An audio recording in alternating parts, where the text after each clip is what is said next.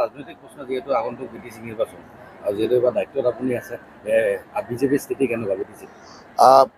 যোৱা নিৰ্বাচনতো আমি বিটিচিৰ যেতিয়া নিৰ্বাচন হৈছিল সেই নিৰ্বাচনত আমি আশা কৰা ধৰণে ফল পোৱা নাই, কিন্তু আমি আশা ৰাখিছোঁ যে যিহেতু আমি এই নিৰ্বাচনটো NDA হিচাপে নিৰ্বাচনত অৱতীৰ্ণ হ'ম, ইয়াত NDAৰ স্থিতি যথেষ্ট সবল আৰু NDA হিচাপে আমি বিটিচিৰ 15খন চিটে জিকিবলৈ সক্ষম হ'ম।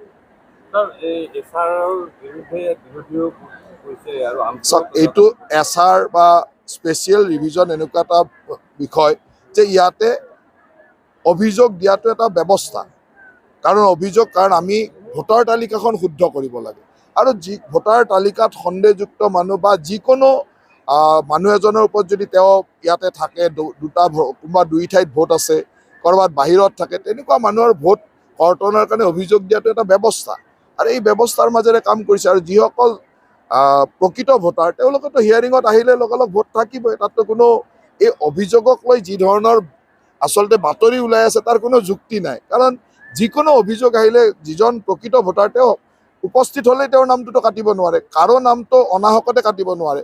মাত্ৰ ইয়াত এজন মানুহৰ ক'ৰবাত 2টা ঠাইত ভোট থাকিব পাৰে, ক'ৰবাত এজন মানুহৰ সন্দেহজনক ভোট হ'ব পাৰে, দেউতাকৰ নামত সন্দেহ, এনেকুৱা ধৰণৰ বিভিন্ন সন্দেহজনক ভোট হ'ব, তেওঁলোকে মাত্ৰ উপস্থিত হ'লে হ'ল। কাৰোবাৰ বিষয়ে যদি হিয়াৰিঙত মাতিছে, তেওঁলোক উপস্থিত হ'লেতো হিয়াৰিঙত মাতা কাৰো নাম কাটিব নোৱাৰে। গতিকে ইয়াত আচলতে কিছুমান বিৰোধী দলে বেলেগ ধৰণে বুজাবলৈ চেষ্টা কৰিছে।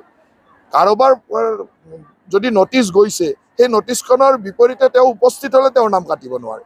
গতিকে ইয়াত কাৰো নাম অনাহকতে কাৰ্টন কৰিব নোৱাৰে, কিন্তু যিসমূহ ডুপ্লিকেট ভোটাৰ এনেই ভোট নাম সোমাই থয়, 2টা সমষ্টিত ভোট নাম সোমাই থৈছে, তেওঁলোকৰ ভোটটোতো নামটো কটা যোৱাটো নিৰ্বাচন আয়োগৰ এইটো ব্যৱস্থা আৰু সেই ব্যৱস্থাটোৱে কৰিছে, তাতকৈ বেলেগ একো কৰা নাই। গতিকে ইয়াক লৈ আচলতে একো আলোচনা হ'বলগীয়াই নাই।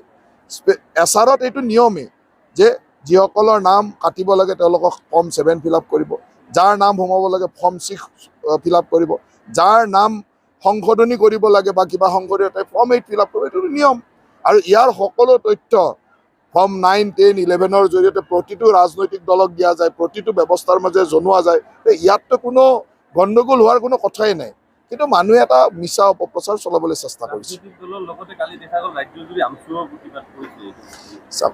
আমচুৱে বিচাৰে চাগে যে এনেকুৱা 2 নম্বৰী ভোটবিলাক সোমাই থাকিব লাগে, তেওঁলোকে এজন মানুহে 2 ঠাইত ভোট দিব বিচাৰে, তেওঁলোকৰ জনসংখ্যাটো বৃদ্ধি কৰি ৰাখিব বিচাৰে, তেনেকুৱা ধৰণে 2 ঠাইত 3 ঠাইত ভোট সোমাই থাকে তেওঁলোকে চাগে বিচাৰে।